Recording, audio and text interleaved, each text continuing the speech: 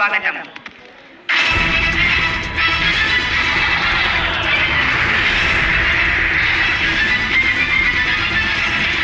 వి3 TV news ఛానల్లో ఈ నెల 6వ తేదీ బుధవారం ప్రచారమైన కాలువలో మంచినీటి పైపునీరు కలుషితం అనే అంశంపై వార్త వెలువడిన సంగతి తెలిసిందే.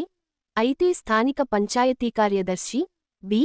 మోహన్ రావు మరియు మండల అధికారులు వెంటనే స్పందించి మంచినీటి పైపు మరమ్మతులు పనులు చేపట్టారు. ప్రజల సమస్యలను వెంటనే స్పందించినందుకు అధికారులకు ప్రజలు అభినందనలు తెలిపారు.